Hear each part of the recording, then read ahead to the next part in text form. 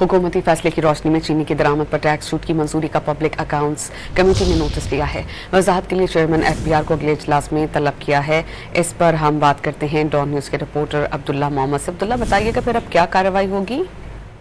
जी बिल्कुल, पार्लियामेंट की public accounts committee ने हुकूमती फैसले की रोशनी में चीनी की दरामद पर टैक्स की छूट की जो मंजूरी का मामला है वो पार्लियामेंट की पब्लिक अकाउंट्स कमेटी ने एफबीआर के नोटिफिकेशन का नोटिस ले लिया है और कहा इसमें चेयरमैन एफबीआर को आइंदा इजलास में तलब कर लिया है। इस आरो वजाहत के लिए चेयरमैन एफबीआर को अगले इजलास में तलब कर लिया गया है। कमेटी मेंबर मोइन आमिर ने कहा कि चीनी के हवाले से ये प्रैक्टिस कई साल से हम देखते आ रहे हैं, एक्सपोर्ट पर भी पैसे लेते और चीनी महंगी भी हो जाती है। चेयरमैन कमेटी ने कहा कि इसके साथ साथ मोइन आमिर ने कहा कि चीनी के इस मामले पर हमें एक्शन लेना चाहिए। ये सब बार बार हो रहा है।